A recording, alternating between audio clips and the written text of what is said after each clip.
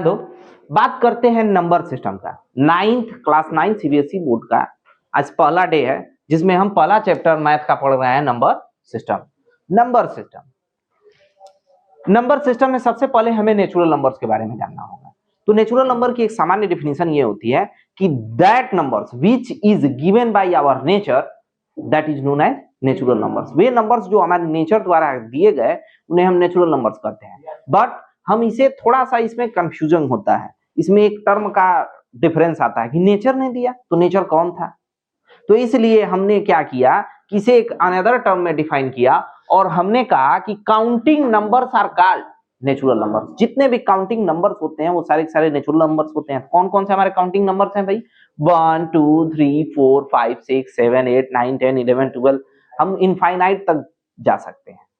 तो ये सारे के सारे क्या है? हमारे नेचुरल नंबर्स हैं। इसमें तुमसे प्रश्न पूछता है कंपटीशन एग्जाम्स में, नेवी में, एयरफोर्स में या अनदर कंपटीशन एग्जाम में जो तुम्हारे लेवल के आते हैं उसमें पूछता है what is the least natural number is.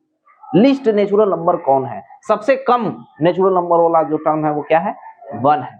कह रहा है कि how many natural number exist in the number system. कितने नेचुरल नंबर सिस्टम में होते हैं?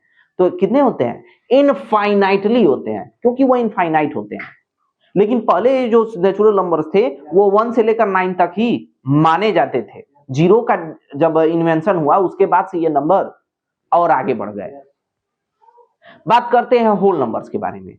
नेचुरल नंबर में अगर हम 0 को इंक्लूड कर दें तो वो होल नंबर्स हो जाता है। और एक बात याद रखिए, नेचुरल नंबर कभी भी रिप्रेजेंट आप करेंगे तो कैपिटल एन से रिप्रेजेंट करेंगे, होल नंबर्स को आप रिप्रेजेंट करेंगे तो कैपिटल डब्ल्यू से रिप्रेजेंट करेंगे। और डब्ल्यू में अगर हम नेचुरल नंबर में सिर्फ 0 को इंक्लूड कर दें तो वो होल नंबर्स हो जाते हैं। होल नंबर्स में जो कंपटीशंस में या आपके 1 मार्क्स क्वेश्चन एमसीक्यू वाले में जो पूछे जाने वाले क्वेश्चन है उसमें पूछता है कि the least whole number is, तो लीस्ट होल नंबर 0 है। There are infinitely many whole numbers. करा कितने होल नंबर्स होते हैं? तो इनफाइनाइटली नंबर्स होते हैं।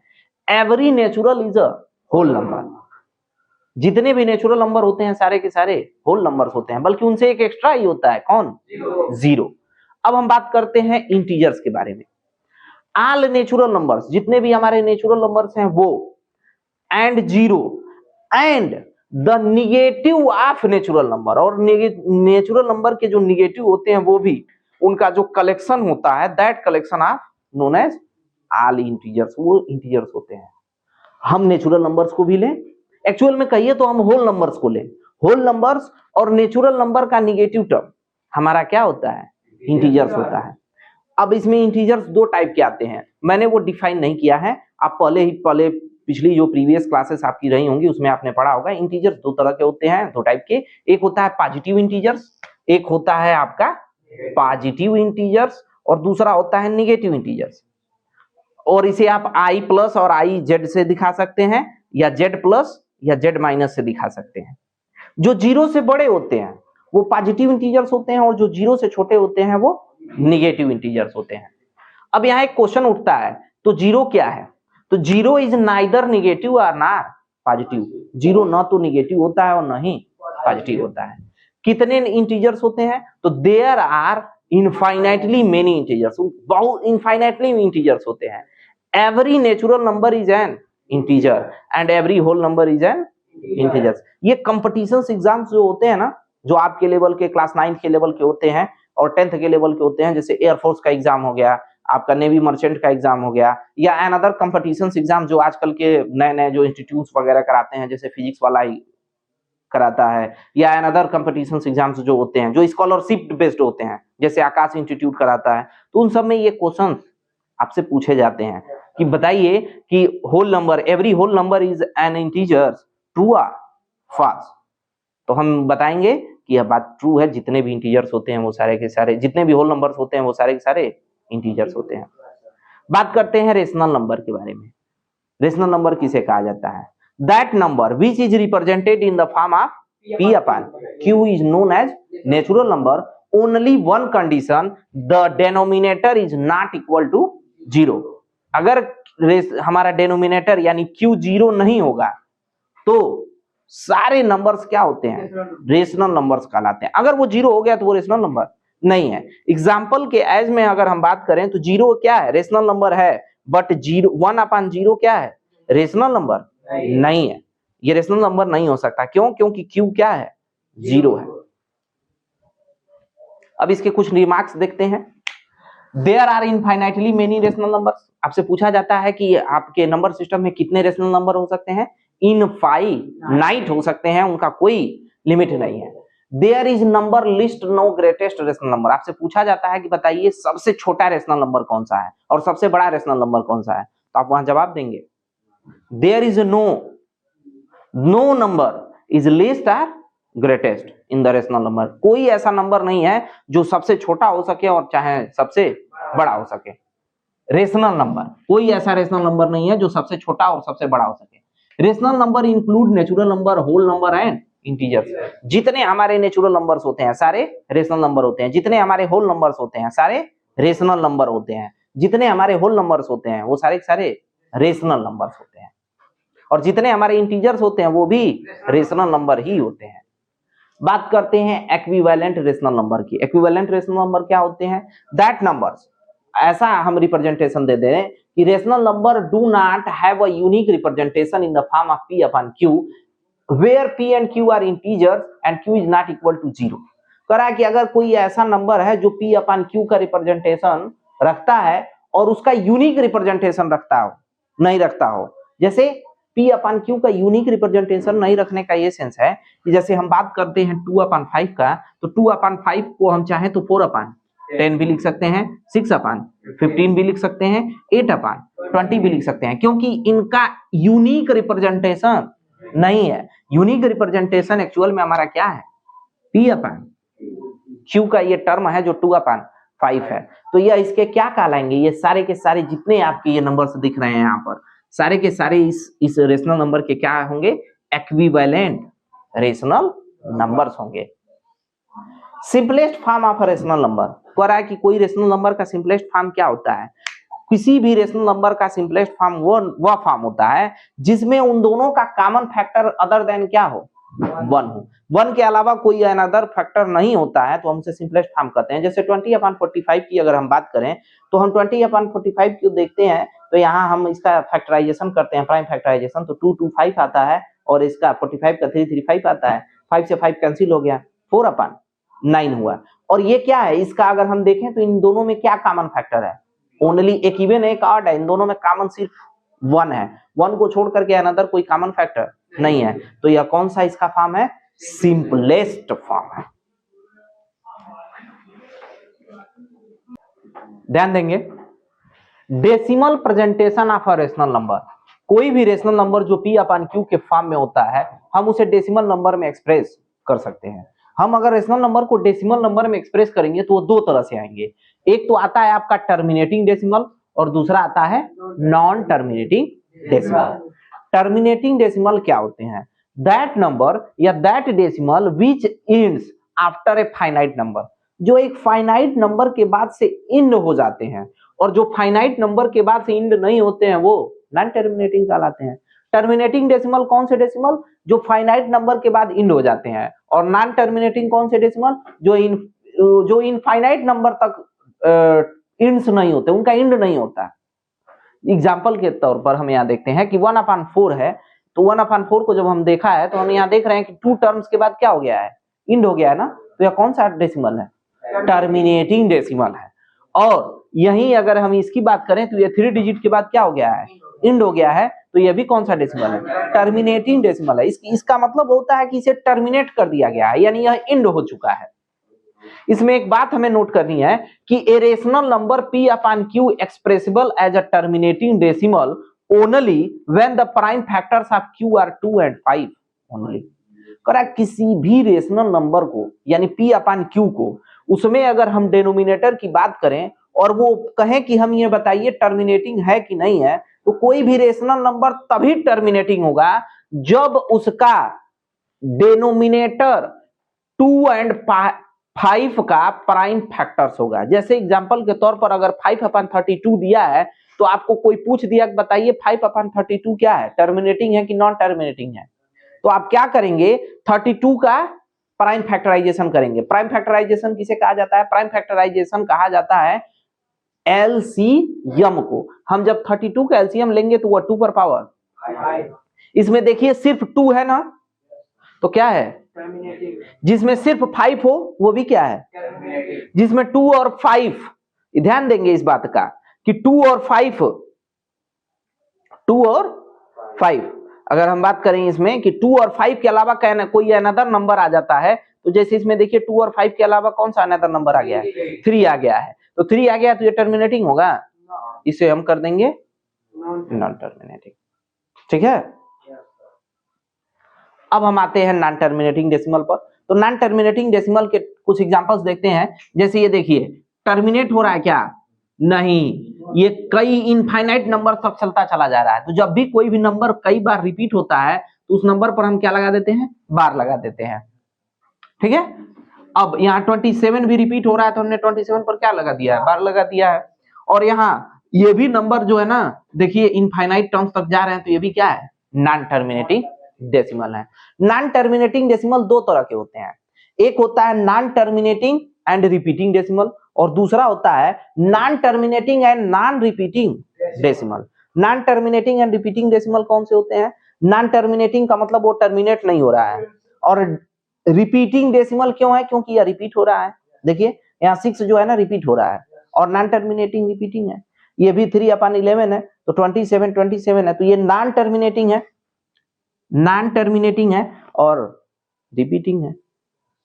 और ये नॉन टर्मिनेटिंग नॉन रिपीटिंग वाले में हमने एक छोटा सा एग्जांपल लिया है कि नॉन टर्मिनेटिंग और नॉन रिपीटिंग का है, क्योंकि देखिए ये न रिपीट हो रहा है और न ही टर्मिनेट हो रहा है, तो ये नॉन टर्मिनेटिंग नॉन रिपीटिंग है।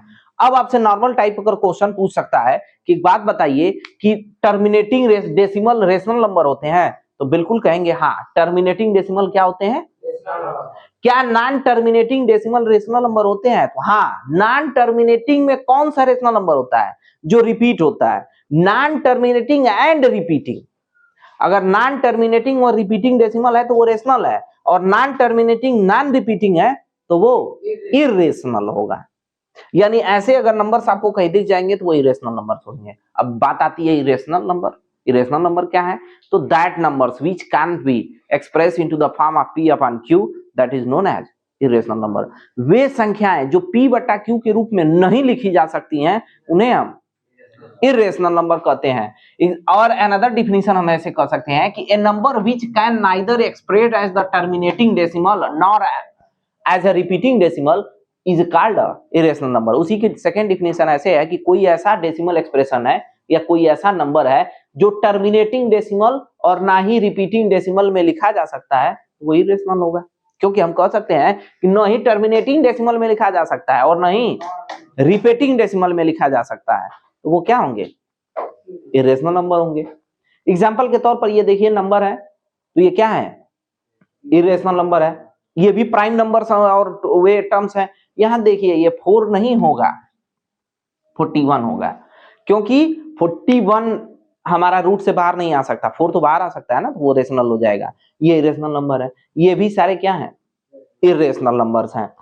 इफ ए, अब इसके लिए जो इरेशनल नंबर होता है इसके लिए एक कंडीशन आपको याद रखनी होगी। अगर आपसे पूछता है कि ए और बी दो डिस्टिंक्ट पॉजिटिव इंटीजर हैं, कोई दो नंबर हैं, तो उनका एक रेशनल नंबर निकालने के लिए आपको क्या करना होगा?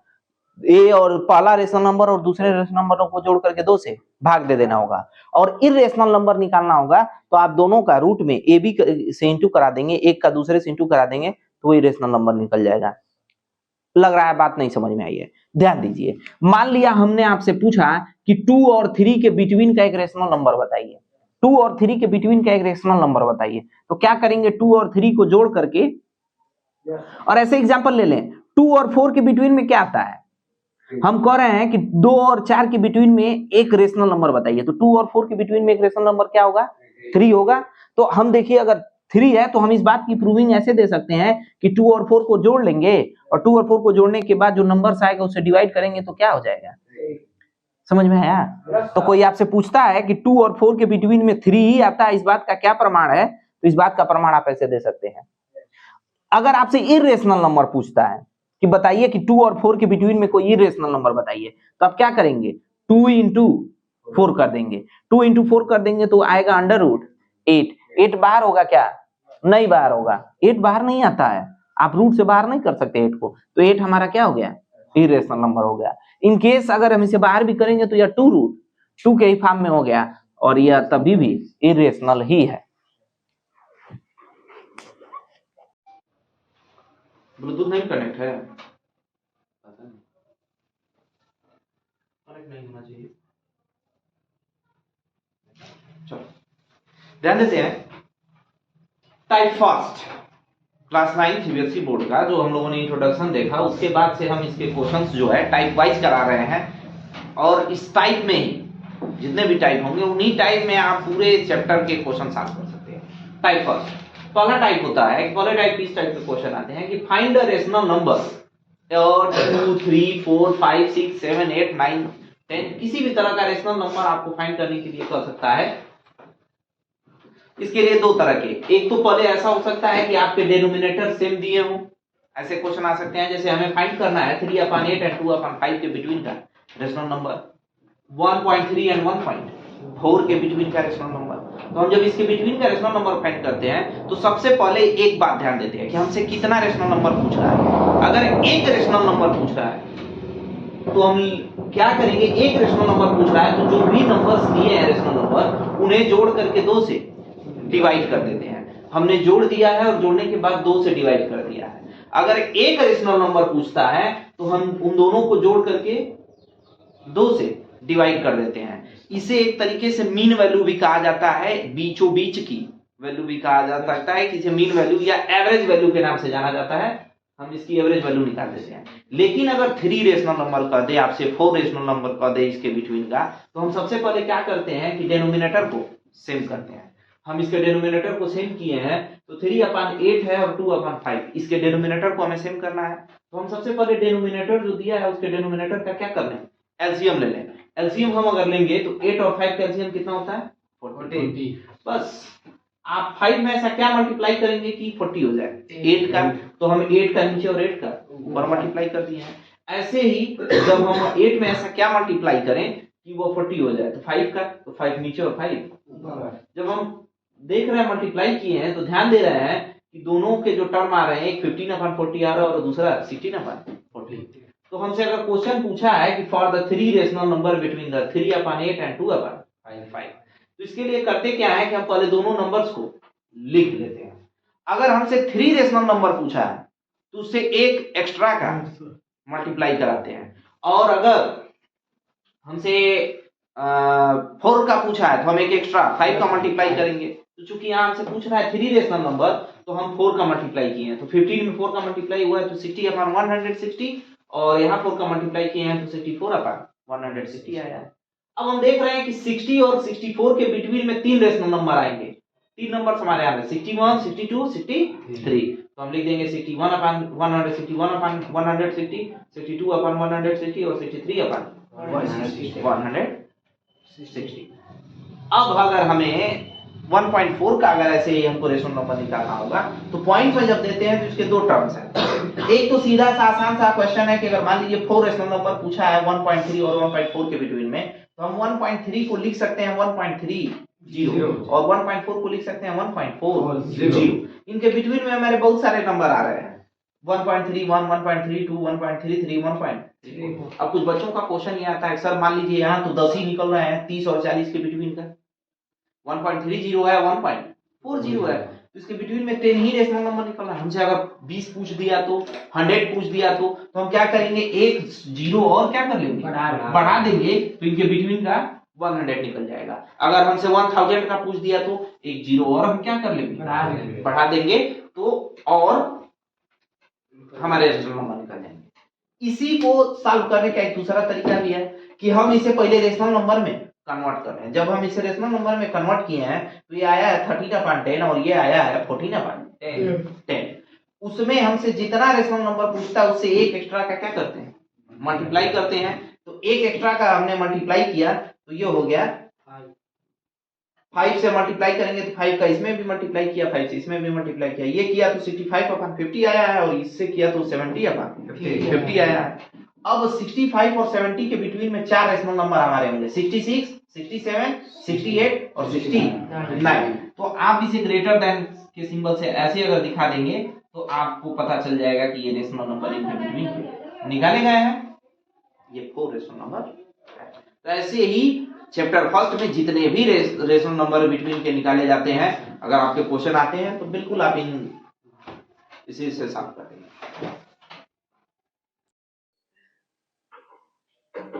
ध्यान देंगे टाइप 2, अगर कोई आपको नॉन टर्मिनेटिंग नंबर्स मिल जाए, जैसे 0.2 है, 0.253 है, नॉन टर्मिनेटिंग एंड रिपीटिंग मिल जाए, जो कि रेशनल नंबर होता है, तो उसे रेशनलाइज करने के टर्म में आपसे क्वेश्चन पूछता है, और ये मोस्ट इंपॉर्टेंट क्वेश्चन है क्लास 9 का, इस चैप्टर का।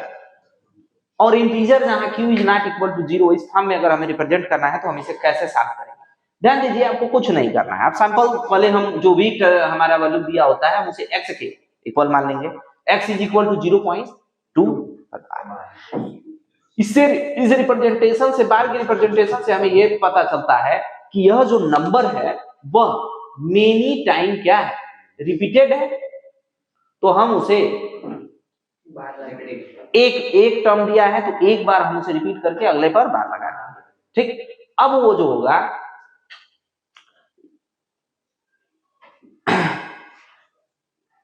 x इज इक्वल टू 0.02 पर बार। अब हम देखेंगे कि बार जो है पॉइंट के कितने, पॉइंट के बगल में है कि नहीं है। अगर पॉइंट के बगल में है तो हम उसे इस फॉर्म में रिप्रेजेंट कर देंगे और देखेंगे कितने डिजिट पर बार लगा है। कितने डिजिट पर लगा है? यह जो साइन है, इस साइन को अलग अलग भाषाओं में अलग अलग नाम से पूछा जा है। आप लोग नॉर्मली तौर पर बार जानते हैं, इसलिए मैं इसे बार नाम दे रहा हूं।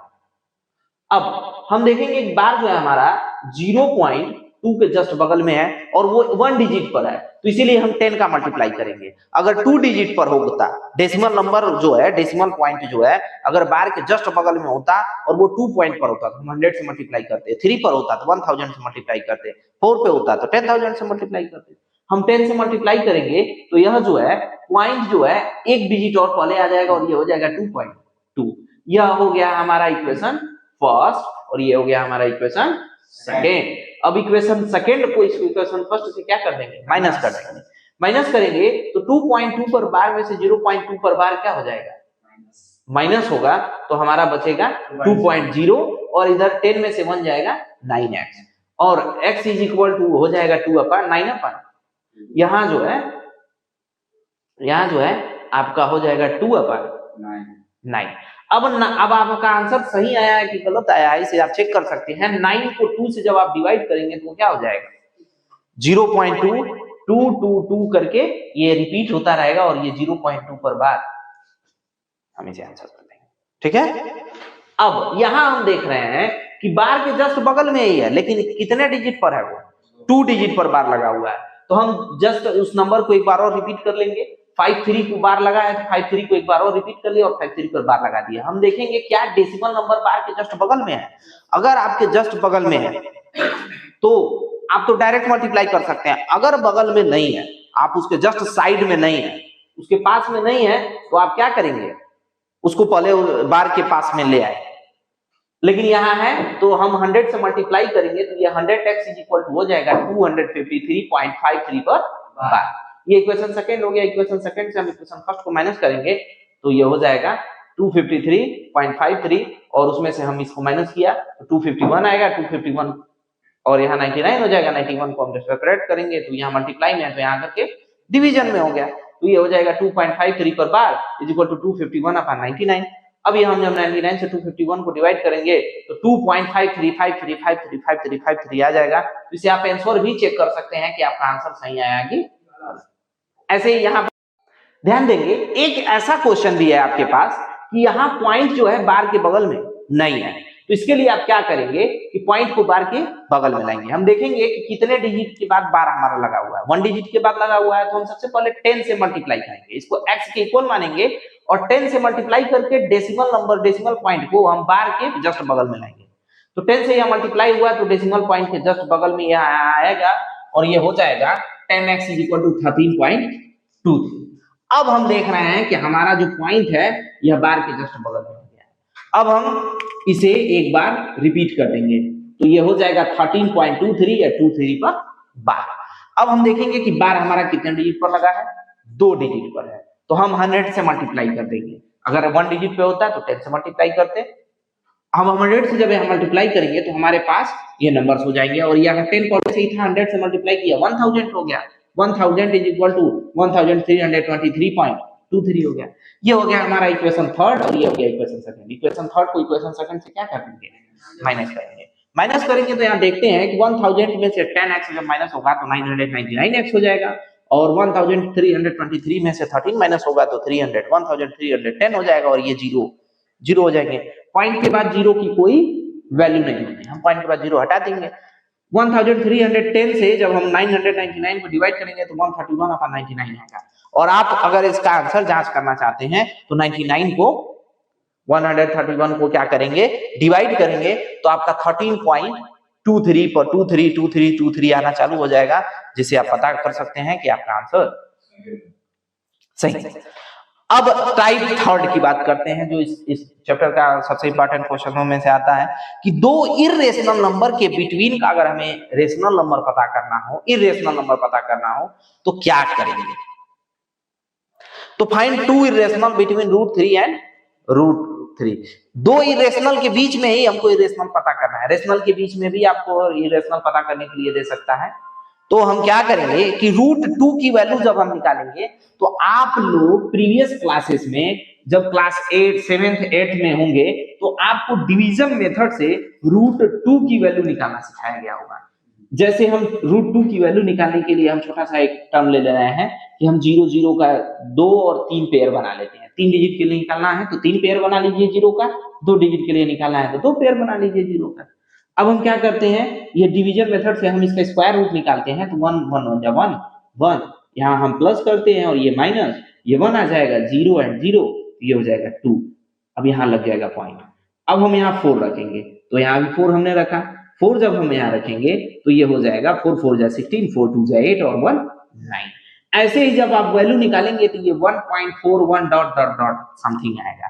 तो ये 1.41 डॉट डॉट डॉट आया है। ऐसे ही √3 की वैल्यू निकाली गई है तो 1.732 आया है। आपको कुछ नहीं करना है। ये रेशनल निकालने के लिए करते क्या है हम कि रेशनल नंबर के बिटवीन के ये जो डेसिमल पॉइंट है ना, तो हम देखते हैं कि यहाँ लिखा है 1.41, तो 41 के बाद क्या आता है ना आपका नंबर, 42 आता है, 43 आता है, 45 आता है, जो भी नंबर आए आप उस नंबर को एक बार लिखिए और उसके बाद 0 लगाइए। 0 के बाद वो नंबर दोबारा लिखिए, 00 लगाइए, दोबारा लिखिए, 000 लगाइए। अगले टाइम 4 टाइम लिखेंगे, 4 0 के साथ लिखेंगे, 5 लिखेंगे, 5 टाइम्स 0 के साथ लिखेंगे, और उसके बिटवीन का हम 1.41 से लेकर के 1.73 के बिटवीन का कोई भी नंबर लेकर के हम 2 बार ऐसे ही रिपीट करके दिखा सकते हैं। 0 को ही आप रिपीट करते जाइए, लेकिन ध्यान रखिए फर्स्ट टर्म में 0 1 बार होगा, 1 टाइम्स होगा, फिर सेकेंड टाइम में डबल हो जाएगा, थर्ड टाइम में ट्रिपल हो जाएगा, और एक ही नंबर बार बार आप राइट करेंगे, इससे इसके बिटवीन का इरेशनल नंबर निकल जाएगा। इसका फोर्थ टाइप है रेशनलाइज द डेनोमिनेटर। एक क्वेश्चन दिया है और इसका डेनोमिनेटर हमें रेशनल फॉर्म में कन्वर्ट करना होता है। तो ऐसे में अगर कोई रेशनल नंबर को डेनोमिनेटर को आपको रेशनलाइज करना हो तो आप उसके कंजुगेट का मल्टीप्लाई करते हैं। किसका मल्टीप्लाई करेंगे, कंजुगेट का। कंजुगेट का मल्टीप्लाई करना आसान होता है। हम करते क्या है कि जो भी नंबर दिया होता है डेनोमिनेटर में उसके साइन को हम बस चेंज कर देते हैं। अगर ये माइनस दिया है तो इसके साइन को हम प्लस कर देंगे वही सेम नंबर लिख करके, और अगर प्लस दिया है तो माइनस कर देंगे। और ये नंबर हम जितना नीचे लिखते हैं डेनोमिनेटर में लिखते हैं उतना ही न्यूमरेटर में भी लिखते हैं, क्योंकि अगर हम चाहें तो इससे इसको कैंसिल कर देंगे तो फिर हमारा जो भी क्वेश्चन था फिर वापस जहां था वहीं आ जाएगा। फिर हम न्यूमरेटर का न्यूमरेटर में और डिनोमिनेटर का डिनोमिनेटर में मल्टीप्लाई कर देंगे। ये होगा 1 + √2 और यहाँ 2 + √2 हो जाएगा, और यहाँ नीचे हो जाएगा a - b और a + b, यानी a का स्क्वायर माइनस b का स्क्वायर। a का स्क्वायर 4 और b का स्क्वायर √2 को हमने कन्वर्ट किया तो ये 2 हो गया, 4 - 2, और ऊपर हमने मल्टीप्लाई किया 1 का 2 + √2 में और √2 का 2 + √2 में, तो यहाँ 2 2 4 हो गया, और 3 और 1 और 2 हो गया 3, यानी 3 √2 और प्लस 4, तो 4 + 3 √2/2। हम यहाँ देखेंगे कि हमारा जो डेनोमिनेटर है वो क्या हो गया है, 2 हो गया है। यहाँ पर इर्रेशनल नंबर था और यहाँ पर क्या हो गया है, रेशनल नंबर हो गया है। तो हमारा डेनोमिनेटर क्या हो गया है, रेशनलाइज हो गया है। चलो देखते हैं type 5, find the value of a and b such that. कह रहा है कि ए और बी की वैल्यू फाइंड करनी है और दो हमारे इस टाइप के क्वेश्चन दे रखे हैं। इस तरह का जितने भी क्वेश्चन आपके आएंगे वो सारे क्वेश्चन आप इस तरीके से कर सकते हैं। हम कंजुगेट का मल्टीप्लाई करके आसानी से ए और बी की वैल्यू निकाल सकते हैं। ध्यान देंगे, एक क्वेश्चन यहाँ है और एक क्वेश्चन यहाँ है। यहाँ है √2 - 1 अपॉन √2 + 1। हम इसके कंजुगेट का, डेनोमिनेटर के कंजुगेट का मल्टीप्लाई करेंगे तो √2 + 1 के कंजुगेट का हमने मल्टीप्लाई किया। मल्टीप्लाई करने के बाद हमने देखा कि √2 - 1 अपॉन √2 - 1। अब √2 - 1 √2 - 1 हो गया, ये 2 टाइम्स हो गया और ये a + b और a - b के फॉर्म में दिख रहा है हमारा, तो ये हो जाएगा a + b और a - b, तो a का स्क्वायर माइनस b का स्क्वायर, और ये 2 टाइम है यानी पावर कितना हो जाएगा, 2 डिग्री इसकी 2 हो जाएगी। और इधर हमारा a + b √2 सेम ऐसे राइट करते हुए चला है। अब हम देख रहे हैं कि ये a - b का होल स्क्वायर का फार्मूला है, तो हम a² + b² - 2ab रखे हैं, और यहाँ हो गया a स्क्वायर, √2 का स्क्वायर हो गया 2 और 1 का स्क्वायर हो गया 1। अभी हम यहाँ देखेंगे √2 का स्क्वायर 2 और 1 का स्क्वायर 1, और यहाँ 2 का √2 में हुआ है 2√2 यानी 3 - 2√2, और नीचे 2 - 1 यानी 1 हुआ है, 1 को हम लिखते नहीं है। अब कंपेयर करेंगे, हम देखेंगे कंपेयर में हम ध्यान देंगे, यहाँ हमारा a है और यहाँ हमारा 3 है, तो ये हो गया a = 3।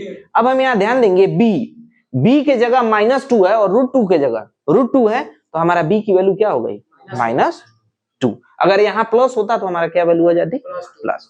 सेम ऐसे ही यहाँ 5 + 2√3 दिया है और अपन 7 + 4√3 दिया है। जब भी आपसे इस तरह की a + b की वैल्यू पूछेगा तो आप करेंगे क्या, किसके, डेनोमिनेटर के कंजुगेट का मल्टीप्लाई करेंगे। डेनोमिनेटर के कंजुगेट का मल्टीप्लाई कर रहा है तो ध्यान देंगे यहाँ 7 + 4√3 है, तो हम यहाँ 7 - 4√3 का मल्टीप्लाई कर देंगे।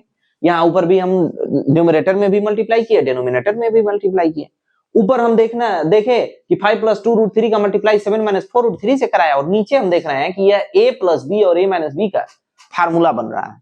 हमने फार्मूला रखा a का स्क्वायर माइनस b का स्क्वायर, और यहाँ हम 5 का मल्टीप्लाई 7 - 4√3 में एक बार कराएंगे और सेकंड टाइम में 2√3 का मल्टीप्लाई 7 - 4√3 में कराएंगे। अब हम देखें 5 का 7 में हुआ 35, 5 का 4 में हुआ 20√3, 5 4 = 20 √3।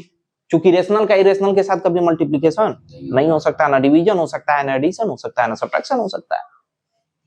और यहाँ 2√3 का 7 2 = 14 और √3, और 2 का 4 में हुआ 4 2 = 8 और √3 का √3 में हुआ है 3। यहाँ 35 हो गया और यहाँ 8 3 = 24 हो गया। 35 में से 24 माइनस किया, और यहाँ हम देखेंगे 20√3 में से 14√3 माइनस करेंगे तो क्या हो जाएगा, 6√3। 20 में से 14 माइनस करोगे तो 6 ही होगा ना, क्योंकि ये माइनस का टर्म बड़ा है हमारा, इसलिए हमने माइनस लिखा। अब हम यहाँ देखेंगे 35 में से 24 माइनस किए कितना आया है, 11 और -6√3, और नीचे 49, a का स्क्वायर यानी 7 का स्क्वायर हो जाएगा 49, और 4√3 का स्क्वायर हो जाएगा, 4 का स्क्वायर हो जाएगा 16, और √3 का स्क्वायर हो जाएगा 3, क्योंकि √3 into √3 जो होता है आपका 3 होता है, इसीलिए हमने यहाँ 3 लिखा है। तो 16 3 = 48, 49 में से 48 माइनस करेंगे तो क्या आएगा, 1 आ जाएगा। 1 को लिखते नहीं है, फिर हमारी एक वैल्यू आ गई। हम इसे कंपेयर करेंगे। यहाँ हम ध्यान देंगे कि a की जो वैल्यू है वो 11 के प्लेस पर है, तो a = 11। √3 के जगह आपका √3 है और b के जगह क्या है, -6 है, -6 है, तो -6 होगा। समझ में आया? अब हम आ जाते हैं एक्सपोनेंट लाज के क्वेश्चंस पर। हमारा एक क्वेश्चन यहाँ दिख रहा है, a 2⁻2/3 एंड 2⁻1/3। तो हमने फार्मूला पढ़ा था a⁻m into a⁻n यानी a⁻m + n। अगर बेस सेम होते हैं तो पावर आपस में जुड़ जाते हैं, तो बेस सेम है, पावर हमने क्या किया है, जोड़ दिया। हमारी आंसर आया है 1। यहाँ हम 2/3 और 1/3 को ऐड करेंगे, 3/3 आएगा, 3 से 3 कैंसिल हो गया, 2/1। ये कंपटीशंस आपके पॉलिटेक्निक के कंपटीशंस एग्जाम में, आपके नॉर्मल जो भी आपके जैसे CHS का एग्जाम हो गया, इन सारे नॉर्मल एग्जाम्स में जो आपके एडिशनल करके होते हैं नवोदय के एग्जाम्स में, ये क्वेश्चंस इस तरह के पर्टिकुलर पूछे जाते हैं। कई बार तो ये हाई लेवल के एग्जाम्स में जैसे UPP के एग्जाम्स हो गए, इन सब में एक्सपोनेंट ला के कुछ ऐसे क्वेश्चंस आ जाते हैं। अब हम यहाँ देख रहे हैं, यहाँ 6/6 का डिग्री 1/4 है और यहाँ 6 की डिग्री 1/5 है। तो हमने फार्मूला पढ़ा था a to the power m और a to the power n, तो यह होता है a to the power m minus n। तो हमारा बेस सेम है लेकिन पावर अलग है और ये डिवीजन में है, तो ये क्या हो जाते हैं, माइनस हो जाते हैं। माइनस हुआ है, हमने एलसीएम लिया है 20, 5 - 4 हुआ है, यानी 6 टू द पावर 1/20। अब यहाँ देखें, अब थर्ड क्वेश्चन को ध्यान से देखें, तो ये दिया है पावर के ऊपर पावर है हमारा, a to the power m हो और उसका पावर n हो, तो फार्मूला हो जाता है a to the power m into n। तो m का n में इंटू करा दिए हैं, 4 से 4 कैंसिल हो गया, 3 पर 1 बचा है, 3 पर 1 को ही हम क्या लिखते हैं, 3 लिखते हैं। ऐसे ही एक क्वेश्चन यहाँ दिया हुआ है 80 को हम लिख सकते हैं 3 टू द पावर 4 और 3 टू द पावर 4 हो जाएगा, फिर पावर के ऊपर हमारा पावर आ गया, डिग्री के ऊपर हमारी डिग्री आ गई, एक्सपोनेंट के ऊपर हमारा एक्सपोनेंट आ गया। आप अलग अलग लैंग्वेज का यूज कर सकते हैं, सेंस एक ही है। अब हमने 4 का 3/4 से मल्टीप्लाई किया, 4 से 4 कैंसिल हो गया, 3 टू द पावर 3 यानी 3 टू द पावर 3 जा 9 3 जा 27 हो गया। 2 टू द पावर 0, हमने फार्मूला पढ़ा था कि किसी भी नंबर का पावर अगर 0 हो तो उसकी वैल्यू क्या होती है, 1। तो 2 टू द पावर 0 की वैल्यू 1, 7 टू द पावर 0 की वैल्यू 1 और 5 टू द पावर 0 की भी वैल्यू 1 हो गई, यानी 2/1 = 2। अब आखिरी टाइप इस चैप्टर का टाइप 7, ये जो है मैंने नॉर्मली क्लास 9th के इन जो भी आपके फर्स्ट एक्सरसाइज के जो चैप्टर्स थे उन्हें 7 टाइप्स में डिवाइड करने की कोशिश किया है। इसके बाद जब हम एक्सरसाइज पढ़ेंगे तो exercise by exercise R D. Sharma, R S. Agrawal और बाकी जो भी आपकी बुकें लगती हैं, आप व्हाट्सएप या कमेंट के माध्यम से मैसेज कर सकते हैं कि इस बुक का आपको एक्सरसाइज सॉल्व कराना है, हम उस बुक का एक्सरसाइज सॉल्व हम लोग करेंगे और उसका वीडियो आपको YouTube के माध्यम से उपलब्ध हो जाएगा। अभी हम बस टाइप वाइज पढ़ा रहे हैं क्योंकि शुरुआती दौर है आपका। अब हम यहाँ देखेंगे 3 to the power 3/4 and 4 to the power -7 दिया है। यहाँ 3/4 का पावर 3 दिया है और 4/3 का पावर -7 दिया है। हमने एक्सपोनेंट में एक ला पढ़ा था, हमने लाज ऑफ एक्सपोनेंट में पढ़ा था a/b हो और उसका पावर -m हो तो वो हो जाता है b/a। अगर हम कर दें, डिनोमिनेटर को न्यूमरेटर में कर दें तो पावर हमारा क्या हो जाता है, प्लस हो जाता है। तो ऐसे ही 4/3 को जब हम 3/4 लिखेंगे तो जो -7 है वो क्या हो जाएगा, +7 हो जाएगा और ये 3 टू द पावर 2x हो गया। अब हम यहाँ ध्यान देंगे कि बेस सेम है तो पावर आपस में क्या हो जाएंगे, ऐड हो जाएंगे। अब ये दोनों तरफ हमारे क्या है, बेस सेम है, बेस सेम है तो कंपेयर से इनकी डिग्री क्या हो जाएगी, इक्वल हो जाएगी। तो इसकी डिग्री 2x = 10 हो जाएगी, तो x = 10/2 यानी 5 हो जाएगा।